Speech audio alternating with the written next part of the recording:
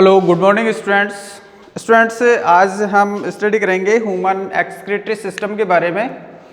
तो आप समझ सकते हैं कि जितने भी लिविंग ऑर्गेनिज्म है वो लिविंग ऑर्गेनिज्म एक पर्टिकुलर जो नाइट्रोजनस वेस्ट होते हैं उन वेस्ट को बॉडी से एक्सक्रीट करती है।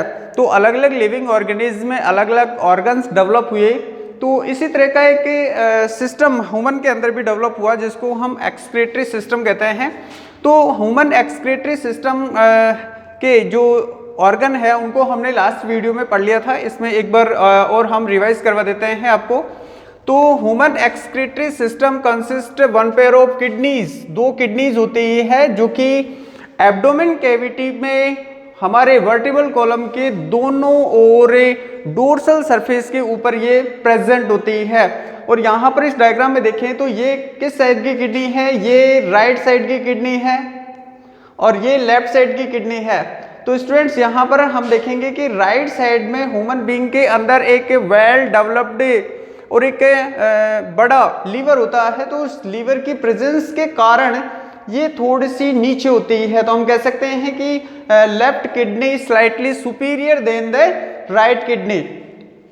अब इस किडनी से दोनों किडनी से एक एक डक्ट निकलती है। यहाँ से इस डक्ट को हम बोलेंगे यूरेटर या यूरिनरी डक्ट। ये क्या करती है, इसका काम है कि यूरिन फॉर्मेशन कहाँ हो रहा है, किडनी के अंदर।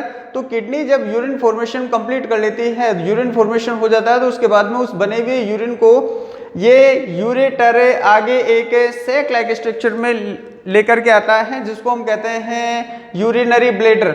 यूरिनरी ब्लैडर का फंक्शन है ये यूरिन को स्टोर कर लेता है और स्टोर करने के बाद में इसको न्यूरो एंडोक्राइन सिस्टम के थ्रू बॉडी से एक्सक्रीट किया जाता है।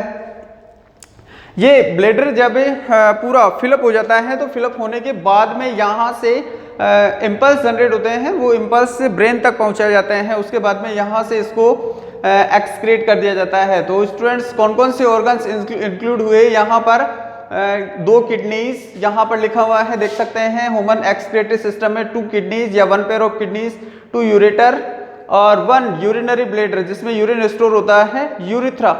स्टूडेंट्स यूरिथ्रा यूरिनरी ब्लैडर का मुख बोल सकते हैं हम यहाँ पर। और यहाँ पर कुछ स्फिंक्टर्स लगे हुए रहते हैं जो कि यूरिन को रोकने का काम करते हैं। और जब यूरिन को एक्सक्रीट किया जाता है तब ये स्फिंक्टर्स ऑन होते हैं, ओपन हो जाते हैं और यूरिन को बॉडी से बाहर रिमूव कर दिया जाता है। अब हम आगे इसमें ब्रीफली स्टडी करते हैं किडनी का स्ट्रक्चर, कि किडनी कैसे स्ट्रक्चर होती है। तो हमने इसकी पोजीशन बता दी कि कहाँ पर ये सिचुएटेड है, एब्डोमेन कैविटी में सिचुएटेड होती है। तो इसका स्ट्रक्चर कैसा है, तो यहाँ पर हम देखें इसका स्ट्रक्चर बीन शेप स्ट्रक्चर है, एक राजमा के जैसा इसका स्ट्रक्चर होता है किडनी का। और जब राजमा के जैसा स्ट्रक्चर है तो हम देख सकते हैं यहाँ पर कि एक साइड तो इसकी कैसी हो गई, कॉनकेव साइड होगी। ये वाली साइड कैसी होगी इसकी, कॉनकेव साइड होगी। और ये वाली साइड कैसी होगी इसकी, कॉन्वेक्स साइड होगी। तो कॉनकेव साइड के ऊपर एक इंडेंट बनता है, एक गड्ढा बनता है, उस इंडेंट को हम कहते हैं हाइलम।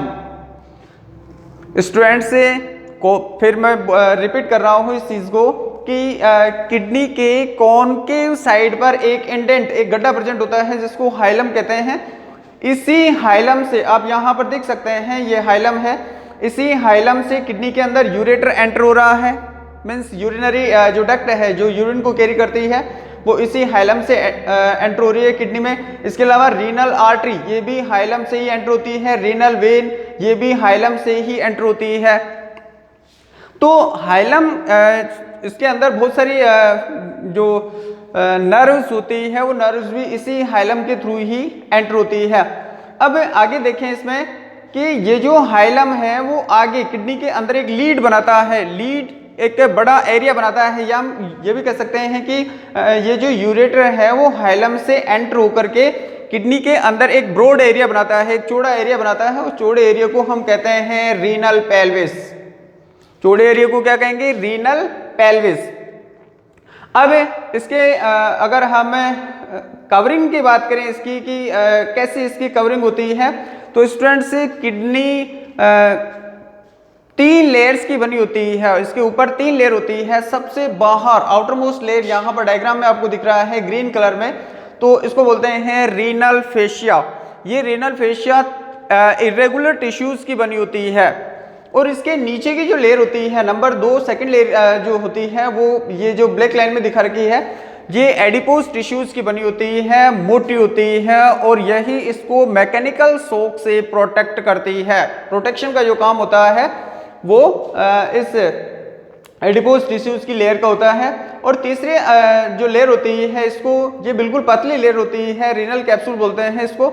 लेकिन ये हायर क्लासेस में 3 लेयर्स स्टडी की जाती है। 10th क्लास में हमें किडनी की लेयर को एक ही नाम से जानेंगे और ये है आपके रीनल कैप्सूल। अगर आपसे कोई क्वेश्चन पूछता है कि right the name of the outer most covering of kidney, तो आपका आंसर होगा renal capsule is the outer most covering of kidney. अब इसके बाद में हम इसका अगर लेंथ देखें तो लेंथ, ये इसकी लेंथ होती है 10 से 12 सेंटीमीटर और इसकी जो चौड़ाई होती है, विड्थ होती है, वो कितनी होती है इसकी 5 to 7 सेंटीमीटर। और थिकनेस की अगर देखें तो थिकनेस बहुत ज़्यादा होती है किडनी का। हम कह सकते हैं कि किडनी की जो लेयर होती है वो 2 से 3 सेंटीमीटर तक थिक होती है, मोटी होती है, जो कि प्रोटेक्शन का काम करती है। इसके आगे हम इसका कलर देखें तो ये रेडिश ब्राउन कलर की, हम कह सकते हैं डार्क ब्राउन कलर की होती है। अब आगे इसके जो इंटरनल पार्ट्स हैं उसके बारे में अगर हम देखते हैं तो रीनल पेल्विस के अंदर बाहर की ओर कुछ पिरामिड शेप स्ट्रक्चर पाई जाती है जिनको हम कहते हैं मेडुलरी पिरामिड्स। इन मेडुलरी पिरामिड्स के अंदर अगर बेस देखें तो बाहर की ओर ब्रॉड एरिया है, बड़ा एरिया है। तो बड़ा एरिया किसकी ओर है? इसकी जो वॉल है, कवरिंग है, उसकी ओर है। और कवरिंग की ओर का जो एरिया होता है, ये जो एरिया है यहाँ पर ग्रीन कलर में डॉटेड स्ट्रक्चर में मैंने दिखा रखा है, यहाँ पर इस ग्रीन कलर को हम बोलेंगे कॉर्टेक्स। तो ये डार्क होता है किडनी के अंदर, तो कॉर्टेक्स रीजन होता है। जबकि जहां पर मेडुलरी पिरामिड्स सिचुएटेड होते हैं इस एरिया को हम बोलते हैं मेडुला। जहां पर देख सकते हैं जहां मेडुलरी पिरामिड सिचुएटेड है उसको हम कहेंगे मेडुला, और मेडुलरी पिरामिड्स के बाहर का जो एरिया है उस बाहर के एरिया को हम कहते हैं कॉर्टेक्स। लेकिन यहाँ पर इस डायग्राम में आपको दिख रहा है, यहाँ पर ये जो कॉर्टेक्स एरिया है वो मेडुलरी पिरामिड्स के बीच में कुछ स्पेस रह जाता है। आप डायग्राम में आप यहाँ पर देख सकते हैं इस जगह, तो इसको हम कहते हैं रीनल कॉलम। यहाँ पर इसमें लेबलिंग यहाँ पर की गई है, देखिए यहाँ पर ये जो कॉर्टेक्स का जो रीजन है वो रीजन 2 मेडुलरी पिरामिड्स के बीच में अंदर की ओर, यानी कि मेडुला पार्ट के अंदर गया हुआ है। तो मेडुला पार्ट के अंदर गया हुआ जो पार्ट है उसको हम कहते हैं रीनल कॉलम, या एक साइंटिस्ट के नाम पे भी इसका जो है नोमेनक्लेचर किया गया है, जिसको हम कहते हैं कॉलम ऑफ बर्टनी। बर्टनी के कॉलम के नाम से ये स्ट्रक्चर जानी जाती है। अब यहाँ पर हम देखें कि ये जो मेडुलरी पिरामिड्स है, मेडुलरी पिरामिड्स का जो ब्रॉड एरिया होता है वो कॉर्टेक्स की ओर होता है, और पेल्विस की ओर इसका नैरो रीजन होता है, छोटा रीजन होता है। मीन्स ये जो मेडुलरी पिरामिड्स होते हैं बाहर से बड़े होते हैं और नीचे आते आते ये छोटे होते जाते हैं। तो इस नैरो रीजन के जो बेस बनता है नैरो रीजन का, उस बेस को हम बोलते हैं रीनल पेपिला, रीनल पेपिली या रीनल पेपिला। इसके नीचे यहाँ पर कुछ कैलिक्स प्रेजेंट होते हैं, यानी कि जो रीनल पेपिला होती है वो यहाँ पर बाहर की ओर, इसके अंदर यहाँ पर माइनर कैलिक्स होते हैं, बहुत सारे माइनर कैलिक्स होते हैं। तो माइनर कैलिक्स की कैविटी के अंदर ये रीनल पेपिला खुलती है, और फिर यहाँ इसके नीचे जो है वो होते हैं मेजर कैलिक्स। तो किडनी के अंदर जब यूरिन फॉर्मेशन होता है तो किस तरह से होता है, यहाँ पर हम बता दें आपको, ये जो कॉर्टेक्स और मेडुला रीजन होते हैं, इन कॉर्टेक्स और मेडुला रीजन के अंदर बहुत सारी पतली पतली ट्यूब्यूल्स लाइक स्ट्रक्चर प्रेजेंट होती है, जिनको हम कहते हैं नेफ्रॉन्स। ये नेफ्रॉन ही किडनी की स्ट्रक्चरल यूनिट होती है, फंक्शनल यूनिट होती है, जो कि यूरिन फॉर्मेशन का काम करती है। तो यहाँ पर हम आपको बता दें कि जो नेफ्रॉन होती है उस नेफ्रॉन का स्ट्रक्चर कैसा होता है। ये डायग्राम है हमारे पास में नेफ्रॉन का। ये ऐसी पतली पतली ट्यूब्यूल्स होती है जो कि एक किडनी के अंदर लगभग 10 लाख होती है। इस नेफ्रॉन की अगर हम स्ट्रक्चर देखें तो यहाँ पर इस नेफ्रॉन के मेनली दो पार्ट होते हैं। एक होता है इसका बॉमन कैप्सूल्स, ये जो स्ट्रक्चर है इसकी, इसको हम बोलते हैं बॉमन्स कैप्सूल।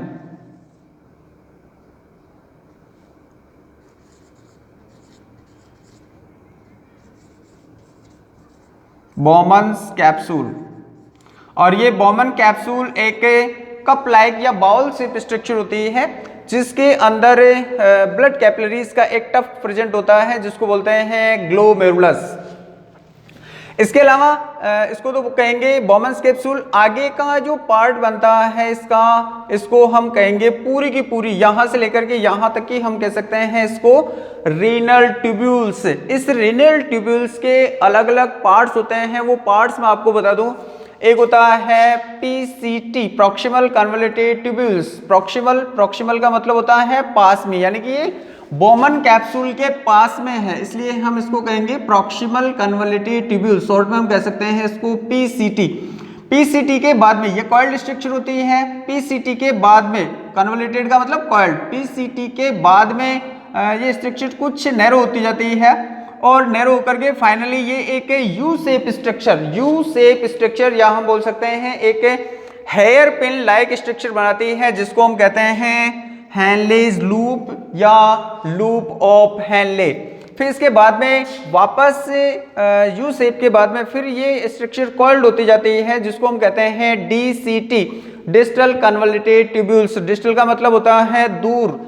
तो दूर क्यों, इसको डिस्टल क्यों कहते हैं? क्योंकि ये बॉमन कैप्सूल से दूर है, इसलिए हम इसको कहते हैं डिस्टल कन्वोल्यूटेड ट्यूब्यूल्स या दूरस्थ कुंडलित नलिका। और पीसीटी को क्या कहेंगे? समीपस्थ कॉइल्डेड। कन्वोल्यूटेड का मतलब कॉइल्ड है, तो समीपस्थ कुंडलित नलिका और ये दूरस्थ कुंडलित नलिका। और फाइनली ये जो डीसीटी है वो एक अलग डक्ट में खुलती है जिसको बोलते हैं collecting duct. Student, collecting duct nephron का पार्ट नहीं माना जाता है। क्यों नहीं माना जाता है? क्योंकि एक ही कलेक्टिंग डक्ट में बहुत सारे नेफ्रॉन्स आकर के खुल सकते हैं। जैसे मैंने यहाँ पर एक साइन बनाया हुआ है, ये तो हो सकता है यहाँ पर कोई दूसरा नेफ्रॉन आकर के अटैच हुआ हो, ये यहाँ पर कोई दूसरा नेफ्रॉन आकर के जुड़ गया हो, तो हमने इसको अलग कर लिया। ये स्ट्रक्चर होती है। तो स्टूडेंट एक बार हम किडनी के ऊपर वापस चलते हैं, इसको स्टडी करेंगे। लेकिन ये जो नेफ्रॉन है वो इस किडनी के अंदर कहाँ सिचुएटेड होते हैं, तो उसका स्ट्रक्चर हम यहाँ पर बनाते हैं। एक मिनट में देखिए स्टूडेंट्स, ये है मेडुला पार्ट, ये मेडुला है और ये कॉर्टेक्स पार्ट है। तो ये जो नेफ्रॉन्स होते हैं वो दोनों ही रीजन में सिचुएटेड होते हैं। लेकिन कैसे होते हैं? देखिए यहाँ पर मैं बनाता हूँ, ये एक बाउल शेप स्ट्रक्चर हो गई जिसको हमने नाम दे दिया बॉमन्स कैप्सूल। और बॉमन कैप्सूल के ठीक पास में यहाँ पर ये हो गई आपके पीसीटी। पीसीटी आगे चल करके खुलेगी आपके लूप ऑफ हेनले या हेनलेज लूप में। फिर यू शेप स्ट्रक्चर बनती है, ये यू शेप स्ट्रक्चर, और फिर यहाँ पर बन जाएगा डीसीटी। और ये डीसीटी फाइनली किस में खुल जाएगी? ये डीसीटी खुल जाएगी फाइनली आपके कलेक्टिंग डक्ट में। तो कलेक्टिंग डक्ट यहाँ पर ये स्ट्रक्चर देख सकते हैं कि जो बॉमन्स कैप्सूल है, पीसीटी है, डीसीटी है, ये तो कौन से रीजन में सिचुएटेड होते हैं? ये सिचुएटेड होते हैं कॉर्टेक्स रीजन में। जबकि इसका जो लूप ऑफ हेनले है ये कहाँ सिचुएटेड है? ये मेडुला पार्ट के अंदर सिचुएटेड होता है। तो यूरिन फॉर्मेशन इस नेफ्रॉन के अंदर कैसे होता है? आप इसकी जो पोजीशन है, नेफ्रॉन्स भी दो टाइप के होते हैं, वो आप हायर क्लासेस में पढ़ेंगे। इसका जो फंक्शन है वो फंक्शन कैसे होता है, तो उसके बारे में हम आगे डिस्कस करते हैं। तो स्टूडेंट यहाँ पर हमने इसका स्ट्रक्चर देख लिया कि कैसे इसका स्ट्रक्चर है। अब हम आपको बता दें कि ये यूरिन को फॉर्मेट कैसे करती है, ब्लड को कैसे फिल्टर करती है। तो ये जो बोमन्स कैप्सूल है, यहाँ पर हमने लिखा है बोमन्स कैप्सूल। इस बोमन कैप्सूल जो कि एक बाउल शेप स्ट्रक्चर होती है, उसके अंदर एक ब्लड कैपिलरीज का टफ्ट प्रेजेंट होता है, ब्लड कैपिलरीज का एक गुच्छा प्रेजेंट होता है। उस गुच्छे को हम कहते हैं ग्लोमेरुलस। इस टफ्ट ऑफ ये जो कैपिलरीज है इसको हम कहेंगे ग्लोमेरुलस।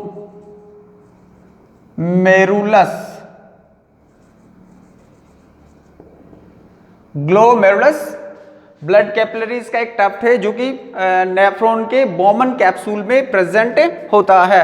अब यहां पर आगे देखें, इसके अंदर ब्लड लेकर के कौन आता है? ये जो ब्लड कैपिलरीज का टफ्ट है ये एक आर्ट्रियोल से कन्वर्ट होता है। स्टूडेंट्स, हमने आपको बताया था सर्कुलेटरी सिस्टम में कि जो आर्टरी होती है वो आगे चल करके आर्ट्रियोल में कन्वर्ट होती है और आर्ट्रियोल फिर फाइनली ब्लड कैपिलरीज में कन्वर्ट हो जाती है। तो यहाँ पर किडनी के अंदर जो रीनल आर्टरी ब्लड लेकर के आती है ये फर्दर आर्ट्रियोल में कन्वर्ट हो जाती है और उन्हीं आर्ट्रियोल में से एक आर्ट्रियोल होती है जिसको हम कहते हैं एफरेंट आर्ट्रियोल।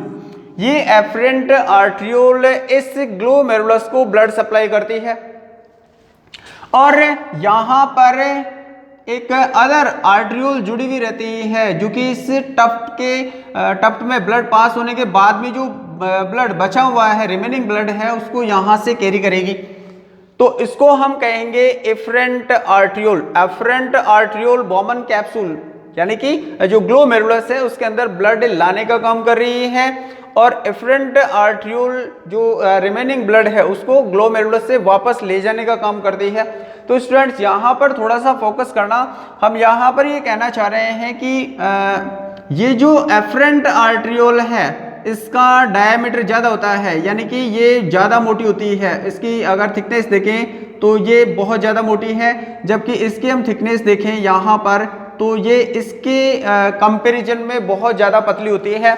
तो हम यहाँ पर सोच सकते हैं कि बड़ी एक आर्ट्रियोल ब्लड लेकर के आ रही है और एक ब्लड कैपिलरीज के टफ्ट से पास होती हुई वापस एक छोटी आर्ट्रियोल के थ्रू ये ब्लड वापस जा रहा है। तो इसके कारण होगा क्या? इस ग्लोमेरुलस के ऊपर प्रेशर जनरेट होता है और उसी प्रेशर के कारण प्लाज्मा का मैक्सिमम पार्ट फिल्टर हो जाता है। और फिल्टर यहाँ पर इस ये जो बोमन्स कैप्सूल है, इस बोमन्स कैप्सूल की कुछ स्पेशल टाइप की सेल्स होती है, पोडोसाइट्स बोलते हैं उनको। उनका अगर हम स्ट्रक्चर देखें तो कुछ इस तरह से होता है।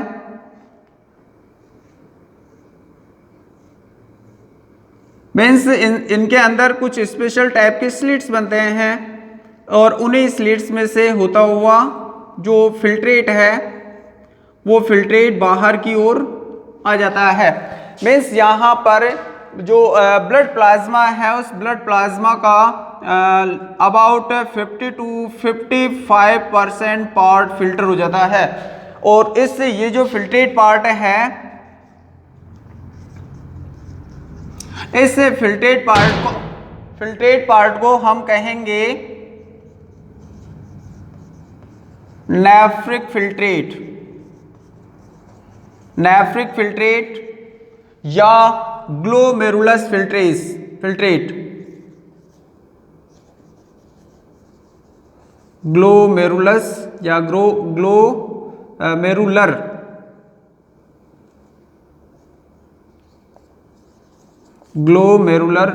फिल्ट्रेट।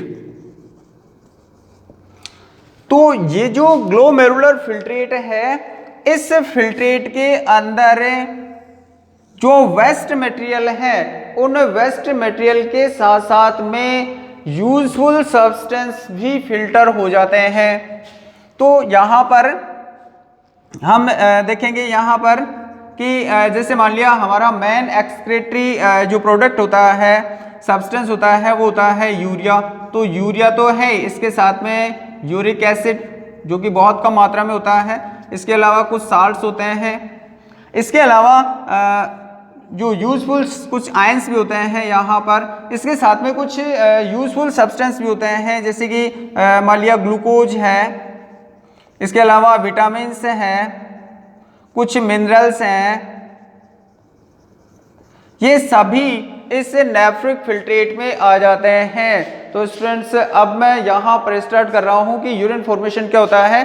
तो ये जो फिल्ट्रेट पार्ट हुआ है कब, जब एफरेंट आर्ट्रियोल ग्लोमेरुलस में ब्लड लेकर के आया, एफरेंट आर्ट्रियोल वापस ब्लड को लेकर के गया, तो इसके कारण इसमें प्रेशर जनरेट हुआ, जिसके कारण प्लाज्मा का जो मैक्सिमम पार्ट है वो फिल्ट्रेट हुआ है, जिसको हम बोलेंगे नेफ्रिक फिल्ट्रेट। और इस प्रोसेस को हम बोलेंगे स्टूडेंट्स से अल्ट्रा फिल्ट्रेशन। तो यूरिन फॉर्मेशन 3 स्टेप में कंप्लीट होगा। First is ultra filtration.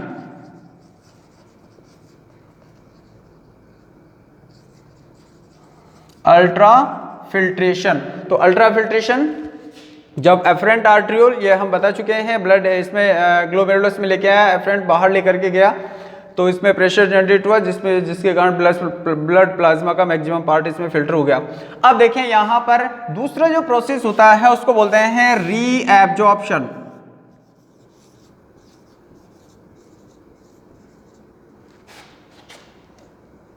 Reabsorption, reabsorption का मतलब होता है कि बॉडी के अंदर जो यूजफुल सब्सटेंस है जो कि फिल्टर हो चुके हैं, उनको वापस ब्लड के अंदर मिक्स कर लिया जाता है, उसी को हम बोलते हैं रीएब्जॉर्प्शन।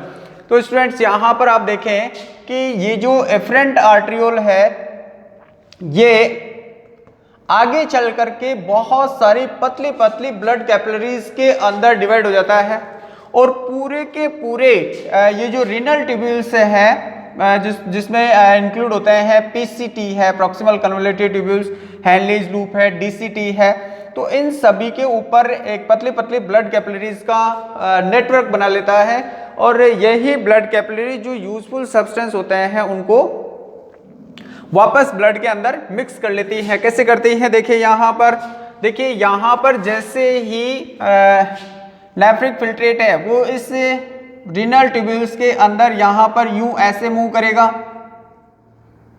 इस तरह से मूव करेगा, तो इसके अपोजिट डायरेक्शन में आप अगर इसको देखें ब्लड को, तो यहां से ये जो ब्लड मूव करेगा, ये ब्लड इसके अपोजिट डायरेक्शन में मूव करेगा। आप यहां पर देख सकते हैं, यहां पर जो ब्लड है वो मूव करेगा, वो इस डायरेक्शन में मूव करेगा, इस डायरेक्शन में मूव करेगा, और ये इससे अटैच है। जैसे डायग्राम में हमने दूर बना रखा है थोड़ा सा, ये बिल्कुल इससे अटैच होती है, पतले पतले ब्लड कैपिलरीज होती है, ये बहुत बड़ा नेटवर्क बना लेती है। इसके आगे अगर हम देखें तो यहां पर जो ब्लड है, ये नेफ्रिक फिल्ट्रेट इसमें यूं मूव करेगा और ब्लड इसमें ऐसे मूव करेगा। तो यहाँ पर जैसे ही मान लिया, यहाँ पर जैसे ही नेफ्रिक फिल्ट्रेट आया, तो इसमें से विटामिन से हैं वो इस पीसीटी के ऊपर यहाँ पर एब्जॉर्ब कर लिए जाते हैं। इसके अलावा बहुत सारा वाटर यहाँ पर एब्जॉर्ब कर लिया जाता है, कुछ आयंस होते हैं वो यहाँ पर एब्जॉर्ब कर लिया जाता है। इसके अलावा जो हैनलीज लूप है, इसके अंदर इसकी असेंडिंग लिम्ब है, डिसेंडिंग लिम्ब है, और यहाँ पर असेंडिंग, ये जो डिसेंडिंग लिम्ब है यहाँ पर मैक्सिमम वाटर का एब्जॉर्प्शन हो जाता है, और ये जो इसकी असेंडिंग लिम्ब है यहाँ पर एक्टिव ट्रांसपोर्ट के थ्रू बहुत सारे साल्ट्स होते हैं जो बॉडी के लिए यूजफुल होते हैं, उनका रीएब्जॉर्प्शन हो जाता है, रीएब्जॉर्ब उनको कर लिया जाता है। तो स्टूडेंट दूसरा जो प्रोसेस है रीएब्जॉर्प्शन मीन्स जो यूजफुल सब्सटेंस है उनको नियर बाई सेल्स और ब्लड कैपिलरीज के थ्रू वापस ब्लड के अंदर मिक्स कर लिया जाता है।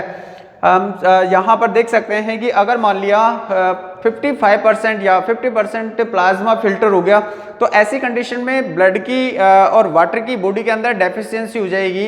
तो उस डेफिशिएंसी को पूरा करने के लिए इस ब्लड को रीएब्जॉर्ब किया जाता है। तीसरा इसमें जो टॉपिक आता है वो आता है सिक्रेशन।